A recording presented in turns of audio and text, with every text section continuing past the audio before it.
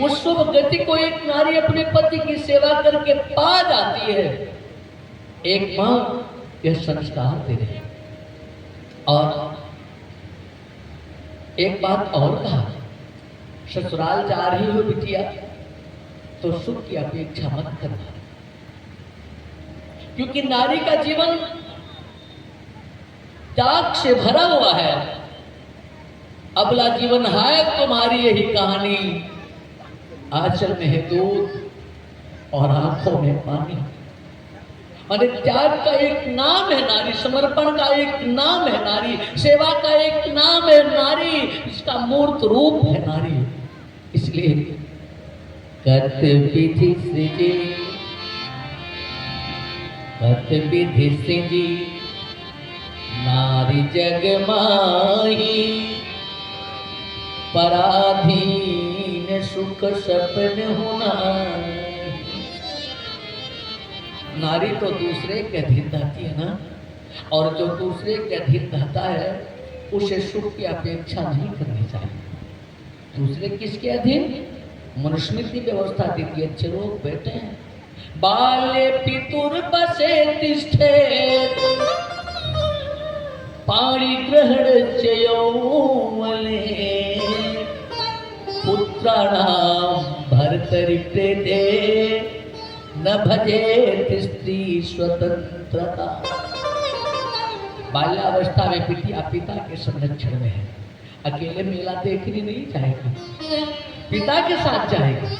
अकेले बाजार नहीं जाएगी, भाई के साथ, पिता के साथ या माँ के साथ जाएगी। और जब ये यौवनावस्था को प्राप्त होगी ना तो पति का संरक्षण मिल जाएगा। बाले पितुर बसे तिष्ठे, पाणि ग्रहणस्य यौवने, पुत्राणाम भर्तरि प्रेते।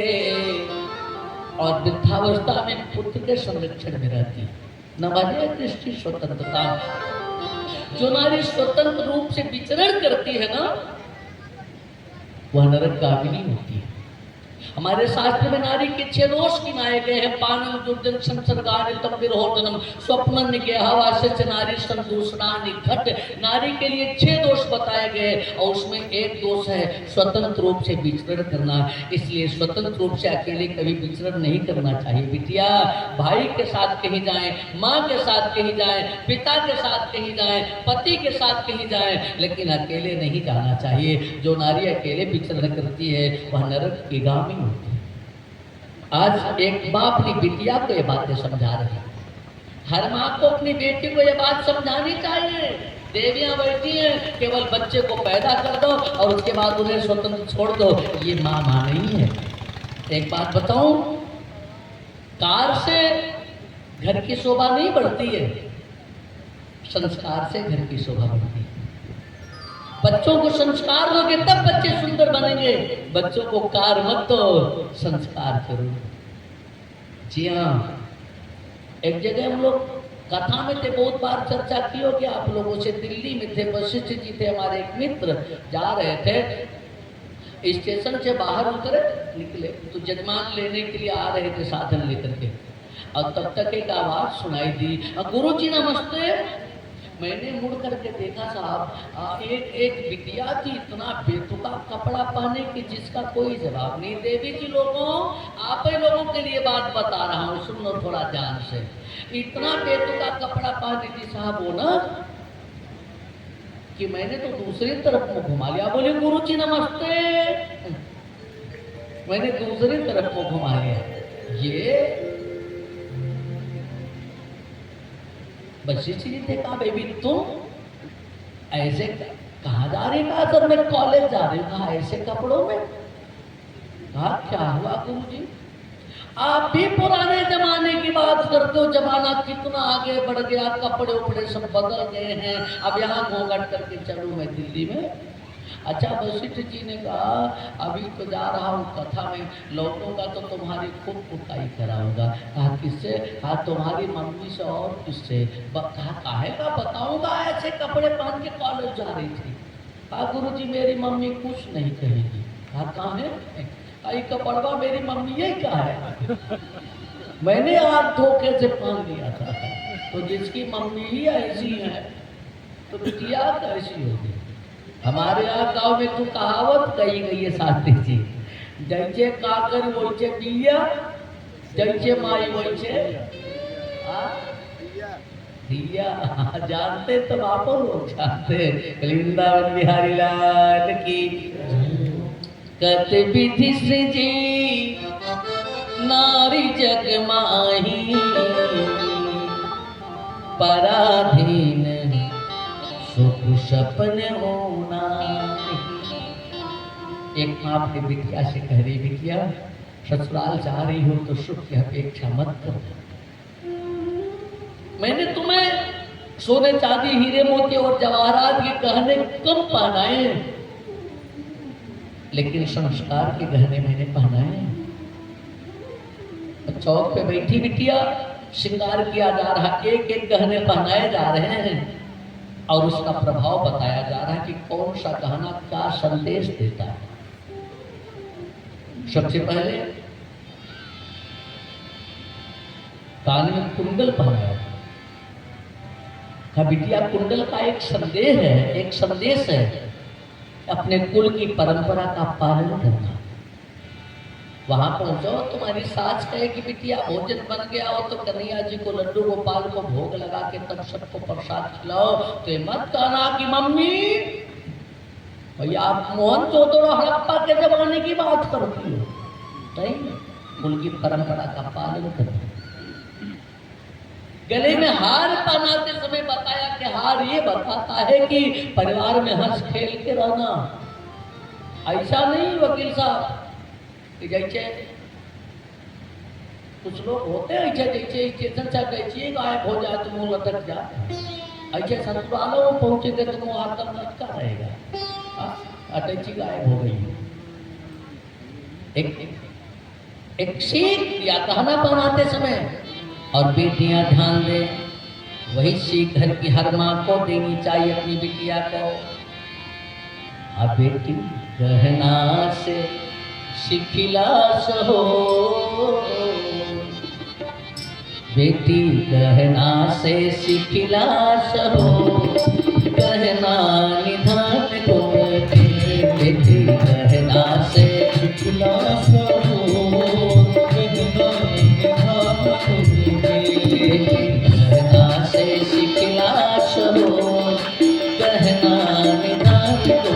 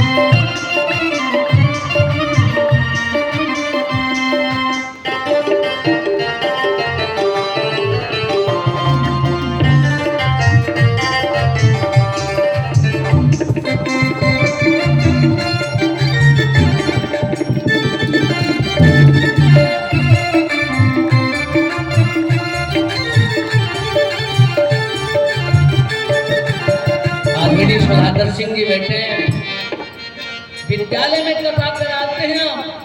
उद्देश्य है बच्चों का संस्कार बने। एक माँ बिटिया से कह रही,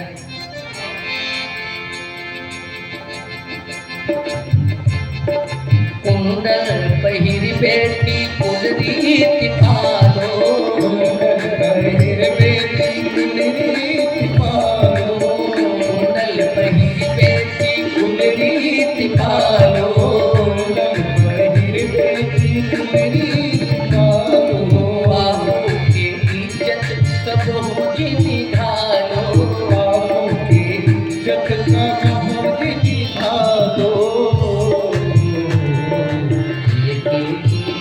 मजबूर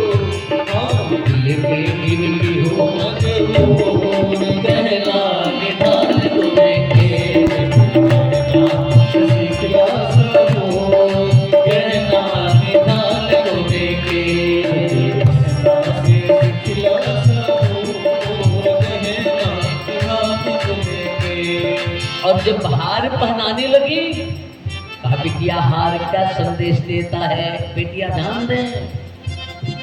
हरवा पहिरी बेटी हंस खेली रही, हरवा पहिरी बेटी हंस खेली रही, हरवा पहिरी बेटी हंस खेली रही, हरवा पहिरी बेटी हंस खेली रही।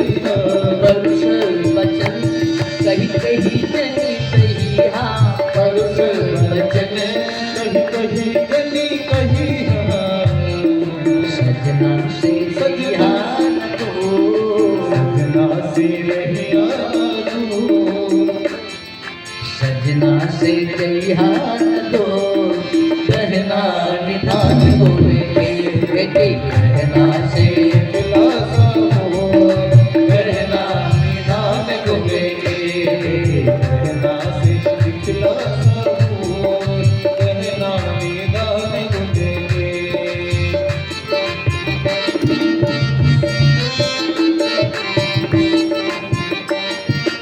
अच्छा, पैर में एक गहना पहना जाता है, उसे पायल कहते हैं। यद्यपि हर गाना कोई न कोई संदेश दे रहा, लेकिन पायल क्या संदेश दे रहा, ध्यान दे बेटियां। घर में राज रानी बेटी पायल बताए, घर में राज रानी बेटी पायल बताए, घर में राज रानी बेटी पायल बताए, घर में राज रानी बेटी पायल बताए। माँ कुमार के पे कबहू न जाए, माँ कुमार के पे कबहू न जाए। अति सेवा की हो घर को, अति सेवा की हो घर को, कहना निधान होने के बेटी, कहना से निकला सो, कहना निधान होने के बेटी, कहना से निकला सो, कहना निधान होने के बेटी, कहना से निकला सो, कहना निधान होने के बेटी, कहना से निकला सो, कहना निधान होने के बेटी, कहना से निकला सो, कहना निधान होने के। लेकिन बचन कहता भर लो चल बारी, कितना कहते कहते माँ बाप करो बड़ी बेटी को बड़ी मना, विदाई की बेला आ गई है। कहा बचन कहता भर लो चल बारी, बहुरी लाई उर्लीन है कुमारी। बिटिया को फिर से कहने लगा, और भैया की प्रेम विकल महतारी, लेकिन धीरज कीन उस समय विचार। माँ लेकिन समय जानकर धैर्य धारण किया कि यह तो सामाजिक नियम ही है, बेटी पराया धन होती है। लेकिन महाराज हिमांचल नहीं दिखाई दे रहे बिटिया की विदाई के समय। एक निवेदन करूं, अच्छे लोग बैठे हैं, कभी कभी लोग कहते हैं कि माताएं बहनें हमारी कहती हैं पुरुष वर्ग कठोर होता है, कठोर हृदय का होता है, लेकिन मुझे ऐसा नहीं लगता। मुझे लगता है कि समय पर माताओं बहनों का हृदय ही ज्यादा कठोर हो जाता है। क्योंकि पंडित हूं, विवाह में जाता हूं, विवाह कराने जाता हूं, अन्य हर समय बिटिया की परवरिश में, उसके विकास में, उसके सुख में हर समय मैंने बेटी के पिता को आगे देखा है। लेकिन आज तक मैंने बिटिया की विदाई के समय बेटी की डोली के पास मेरे पिता को नहीं देखा है। एक घटना बताऊं, एक बिटिया की विदाई हो रही थी, पिता ने कर्ज लेकर के बेटी की शादी की थी ना, और जब विदाई का समय आया, पिता का पता नहीं चल रहा है। बिटिया ने कहा पिता का आशीर्वाद के बिना कैसे जाऊं, उन्हें ढूंढो ना, पिता का पता नहीं चल रहा। लोग कह रहे कब से ढूंढ रहे हैं, पता नहीं कहाँ है। उस लाडली ने कहा मुझे पता होगा कहाँ है। चौक पर से उठी और पूजा के कमरे में गई तो देखा पिता पूजा के आसन पे बैठ के रो रहा था। बिटिया ने धीरे से सिर पे हाथ रखा, पिताजी आशीर्वाद नहीं देंगे मुझे? पिता ने सजल नेत्र उठाया, मेरे रोम रोम से आशीर्वाद दे बिटिया, जा तेरा जीवन सुख में बीते। कहा ऐसे नहीं जाऊंगी, चल के मुझे डोली में बिठाओ ना। और रोते हुए उस बिटिया के बाप ने कहा सुन बिटिया, डोली में बिठाने की जिद मत कर। कहा नहीं पिताजी, कहा तो एक बात सुन ले, अगर मैं तुझे डोली में बिठाने चलूंगा ना तो तुझे जाते हुए तेरी डोली उठते हुए शायद न देख पाऊं। एक बात सुन ले, हो सकता है कि तब तेरी डोली बाद में उठे और तेरे इस बूढ़े बाप की अर्थी पहले उठ जाए। क्योंकि कोई बाप अपनी बिटिया को जाते हुए चलती नहीं देख सकता। आज महाराज हिमाचल ने पहले तो बहुत दिया, लेकिन पार्वती की विदाई के समय वहां नहीं उपस्थित रहे। भगवान शंकर से एक निवेदन किया दूर कि बोले मेरी बिटिया मेरे हृदय का टुकड़ा है,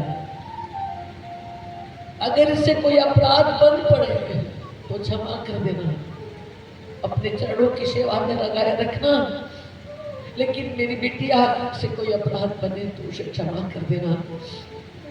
भोले बाबा ने कहा बाप ने उनका हाथ मेरे हाथ में दे दिया है ना, तो यह लोग और परलोक दोनों संभालने की जिम्मेदारी मेरी है। अब आप निश्चित हो जाओ। सखियों के साथ पार्वती चली। भोले बाबा बैल पे बैठ के आए थे। विदाई कैसे हो, उसी बैल पर बैठा है। अच्छा एक चीज और बताऊं, ध्यान, अच्छे लोग बैठे हैं। भगवान शंकर की सवारी है बैल। बैल तो नंदी तो आप सबने देखा है ना, लेकिन ऐसा बैल भगवान शंकर की सवारी नहीं है। भगवान शंकर का नंदी कुछ अलग तरह का है। अच्छे लोग बैठे हैं, आचार्यगण बैठे हैं, सच्चिदानंद भैया बैठे हैं। सामान्य बैल के सिर पे सींग होती है। बैल तो सबने देखा है ना, कितनी सींग होती है? दो। लेकिन भगवान शंकर के बैल के 4 सींग हैं। सामान्य बैल के 4 पैर होते हैं, लेकिन भगवान शंकर के बैल के 3 पैर हैं। ये मैं नहीं कहा, ऋग्वेद कहा। अच्छे लोग बैठे हैं, ऋग्वेद के पन्ने पलटिएगा, मिलेगा चत्वारि सिंगा त्रयोश्च पादा द्वे शीर्षे सप्तहस्तासो त्रिधा बद्धो दिग्वोरो रवीति। भगवान शंकर का वृषभ है चत्वारि सिंगा, जिसकी 4 सींगे हैं। 4 सींग क्या है? कहा अर्थ, धर्म, काम और मोक्ष, इन चारों का प्रतीक भगवान शंकर का नंदी है। चत्वारि सिंगा त्रयोश पादा, उस बैल के 3 पैर है। तो 3 पैर क्या है? आप पैर चलने में सहायता करते हैं। माने भगवान शंकर का वह बैल, भगवान शंकर माने वो पहले भी रहे, भूतकाल में भी थे, वर्तमान में भी हैं और भविष्य में भी रहेंगे। त्रयोश पादा तीनों काल का संकेत कर रहा। 2 शीर से 2 सिर है, तो उत्थान और पतन, ये 2 तरफ व्यक्ति अक्सर होता है। भगवान शंकर इन दोनों के मालिक हैं, उत्थान और पतन के भी। चत्वारि सिंगा त्रयोश पादा 2 शीर से सप्तहस्तासो उस बैल के 7 हाथ हैं, तो 7 हाथ क्या है? राज्य के 7 अंग ही उसके 7 हाथ हैं। माने कहने का मतलब यह कि जो भगवान शिव का भक्त बनता है, जो भगवान शंकर का आश्रय लेता है, भगवान शंकर उसे राज्य के सारे अंगों से फोड़ कर देते हैं, उसे राजा बना देते हैं। आज भगवान शंकर ने मैना से कहा पार्वती को बैल पे बैठाओ। बैल धर्म का प्रतीक है और 7 हाथ वाला है। माने अगर पार्वती का हाथ मैंने थामा है तो राज के ऐश्वर्य वैभव से पूर्ण रखूंगा, रानी की तरह रखूंगा। उसी बैल पर बैठा करके लेकर के आए, लेकिन कैलाश पर नहीं गए। वर्णन आता है कि पहले अपने चिद विश्राम गृह आए। तो भगवान शंकर का विश्राम गृह क्या है? सबको पता है? नहीं पता? श्मशान घाट। श्मशाने स्वाक्रीड़ा स्मर पिशाचा सहचरा। चिता भस्माने पर सगपिनिक रोटी परिकर। अमंगल्यों शीलों तब भवतु नामैव पदवी। तथापि स्मरत्रीणां वरद परम मंगलमसि। श्मशाने स्वाक्रीड़ा। भोलेनाथ का क्रीड़ा स्थल श्मशान घाट है। और जब श्मशान घाट पे लेकर के पहुंचे ना पार्वती को, वहां कुछ चिता इधर जल रही, कुछ इधर जल रही, कुछ सामने जल रही, कुछ उस पार जल रही। अब पार्वती मैया तो कुछ बोल नहीं रही है, 9 बधू हैं, अभी पहली बार भोले बाबा का साक्षात्कार हुआ है अकेले। कुछ देर तक शांत रही वहां। जब नहीं रहा गया तो धीरे से बोली, हे जी चलो ना। शंकर जी ने कहा, कहाँ? कहा घर। अरे कहा घर ही तो आया हूं। कहा काहे प्रयास कर रहे? वहां सब प्रतीक्षा कर रहे होंगे, सब रिश्तेदार प्रतीक्षा कर रहे होंगे ना, नातेदार। शंकर जी ने कहा, देवी घबराओ नहीं, धैर्य के साथ ही बैठो। ऐसी जगह ला करके बैठाया हो, एक दिन तुम्हारे सारे रिश्तेदार धीरे धीरे यहीं आएंगे, सबसे मुलाकात। क्योंकि जाना है साहब, सबको एक न एक दिन संसार से जाना है और खाली हाथ जाना है। क्योंकि लोग मुट्ठी बांध के आए हैं और हाथ पसार के जाएंगे। कुछ लेकर नहीं आए और कुछ लेकर नहीं जाएंगे। जो लिया है उसे इसी संसार में छोड़ करके जाएंगे। किसी एक ने बड़ी प्यारी बात कही कि सोवत बाक्यो जागत बाक्यो, नींद से माता लिहे बा खजाना। सोवत बाक्यो जागत बाक्यो, नींद से माता लिहे बा खजाना। भीड़ लगी रहे पीर जगी रहे, रोज लगा रहे आना योजना। लाग बजे के तमाशा यहाँ, और देखत खाली तमाशा जमाना। होली के आंख जो देखा तो संसार है एक मुसाफिर खाना। इसलिए कवि ने कहा, इस जगत सराय में मुसाफिर रहना दो दिल का। इस जगत सराय में मुसाफिर रहना दो दिल का। इस जगत सराय में मुसाफिर रहना दो दिल का। इस जगत सराय में मुसाफिर रहना दो दिल का। क्यों बिरथा करे गुमान मूर्ति धन और मोहन का।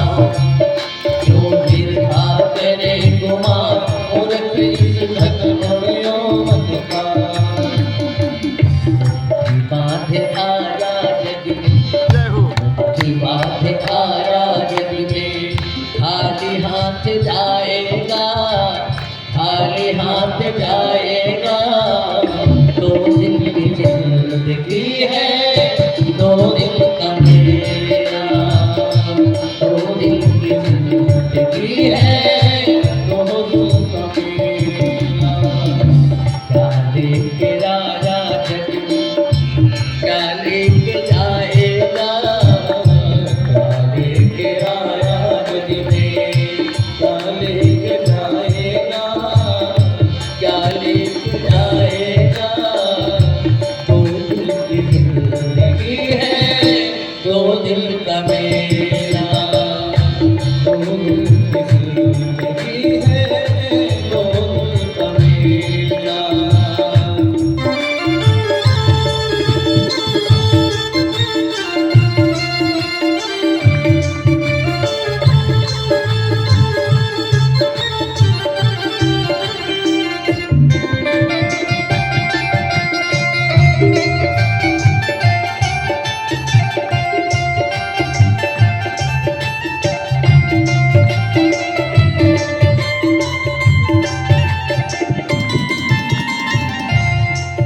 इसका आता है भाग, भाग बिन पाया नहीं जाता।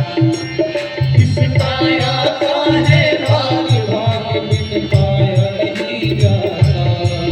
कहे शर्मा बिना नसीब और फल खाया नहीं जाता।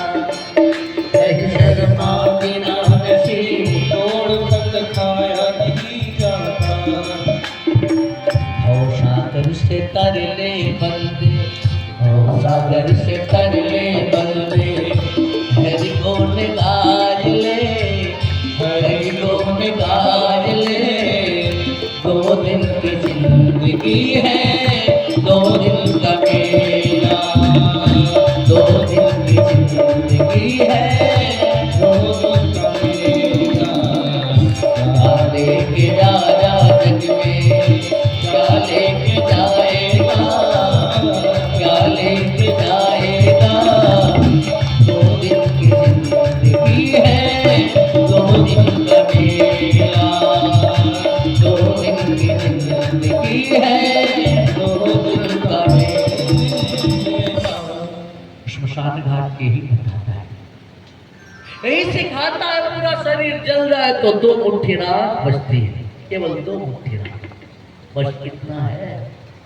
भोले बाबा ने कहा देवी दायरे के साथ बैठो, यही धीरे धीरे सभी लोग आएंगे, यही सारे रिश्तेदारों से मिलना था।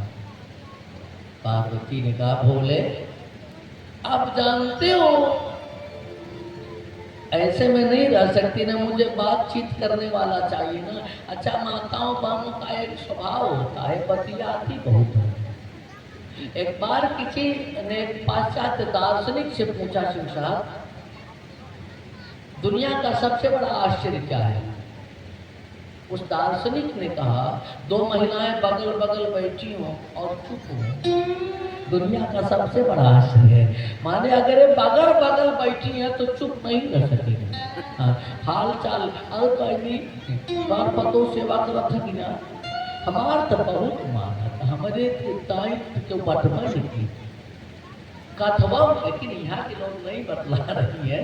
यहाँ तो सब प्रेम से कथा सुने, कथवा में हाल चाल बतलेंगे। आपको बताऊं, पार्वती ने कहा भोले का स्वभाव है, बिना बतलाए नहीं रह सकती। चलो ना घर देवी आऊंगी बतलाऊंगी। शंकर जी ने कहा बात मैं जानता था, नारी के स्वभाव से परिचित हूँ, इसलिए ससुराल जाने लगा तब एक नारी सिरवा पे बैठा के लेके गया हूँ। जब पार्वती ने ध्यान से देखा तो शंकर जी की जटा में एक देवी मुस्कुरा रही थी धीरे धीरे। कौन? गंगा जी। बोली गंगा महारानी की, गंगा मैया की जय। धीरे धीरे मुस्कुरा रही वहीं से। ये कौन है? आपके सिर पे बैठी है। शंकर जी ने कहा तुम ही पूछ लो। अच्छा, कोई नारी ये नहीं बर्दाश्त कर सकती कि उसके पति के सिर पे कोई दूसरी नारी बैठी है? कतई नहीं। नीचे उतरो। जल्दी नीचे उतर। ऊपर बैठी देवी ने कहा शांत हो जाओ गौरी। अरे कहा मेरे पति के सिर पे चढ़िए, मैं शांत हो जाऊं, जल्दी उतर नहीं तो सिर फोड़ दूंगी तुम्हारा। गंगा ने कहा तुम्हारे ही पति नहीं मेरे भी पति है, पहले मैं उसके बाद तुम हो। क्या?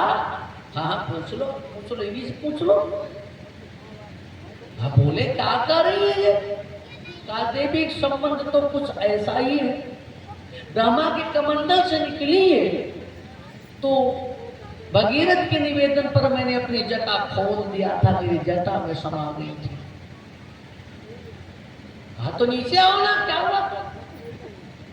गंगा ने कहा हे देवी, हर नारी ऊपर उठना चाहती है और तुम मुझे ऊपर से नीचे उतार रही हो। सुनो, जब मैं ब्रह्मा के कमंडल से निकलकर वसुंधरा पर आ रही थी, अगर ये पैर आगे कर दे तो इनके जड़ों में समा जाती, हाथ आगे कर देते इनके हाथ पे बैठ जाती। अब जटा खोल दिया, सिर पे बैठ गई तो नीचे नहीं उतरूंगी।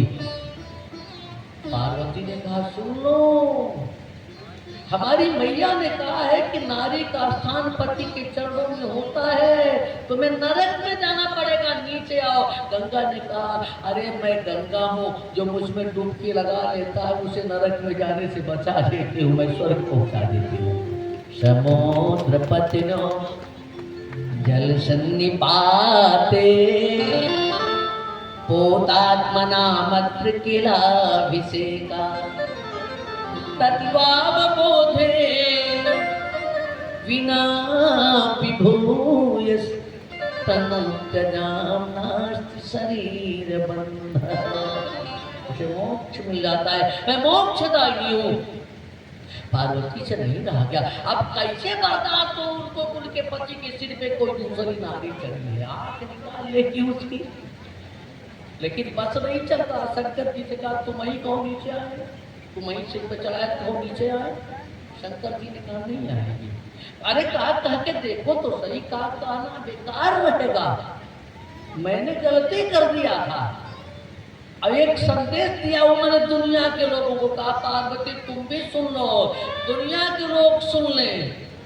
एक बार जो नारी अपने पति के सिर पे चढ़ जाती है जीवन भर कभी नहीं उतरती, इसलिए शुरू में सावधान रहे। सावधानी हटी दुर्घटना घटी, पहले ही सिर पे मत चढ़ाओ तो सब ध्यान देगा। वृंदावन बिहारी लाल की। कृष्ण ऐसा बोल रहे थे, लग रहा कोई नहीं हो। अच्छा उधर से थोड़ी बहुत आवाज आई, इधर से जरा भी आवाज नहीं आई। एक कविता मैंने पढ़ी थी बिटिया, सुभद्रा कुमारी चौहान की थी, शायद आप लोग पढ़े होंगे। ओ बुंदेले हर बोलो के मुंह हमने सुनी कहानी थी, खूब लड़ी मर्दानी वह तो कौन ऐसे रही। तो जयकारा नहीं बोल पा रही है। झांसी की रानी तो ऐसी थी, वो स्वतंत्रता संग्राम जब नारी सत्य के साथ आगे बढ़ी ना फिरंगियों के साथ युद्ध करने के लिए, तो लक्ष्मीबाई की एक सखी ने कहा लक्ष्मी जरा रूप श्रृंगार कर दो ना, चल रही हूँ वीरांगना हूँ, वीर गति को प्राप्त हो जाऊंगी तो कम से कम सौभाग्यवती बनकर इस संसार इस धरती से जाऊं तो सही, बात तो भर लूं सिंदूर से। लक्ष्मी ने कहा भर लो, लेकिन सिंदूर से नहीं, कहा तब हाई सी मिट्टी से, या भी तो सिंदूरी माटी है। अरे मांग करो, श्रृंगार करो, यह सिंदूरी माटी है। लक्ष्मी ने ललकारते हुए वीरांगनाओं से कहा था, माँ भारती की बेटियों से कहा था, सुनो मांग करो, श्रृंगार करो, ये सिंदूरी माटी है। अरे शीश कटा पर झुका नहीं, मेवाड़ ये हल्दी घाटी है, मेवाड़ ये हल्दी घाटी है। ये उस लक्ष्मीबाई की धरती है, उस देवियों की ऐसी बेटियों की धरती है। लेकिन यह जयकारा बोलने में संकोच हो रहा। बोलिए भारत माता की।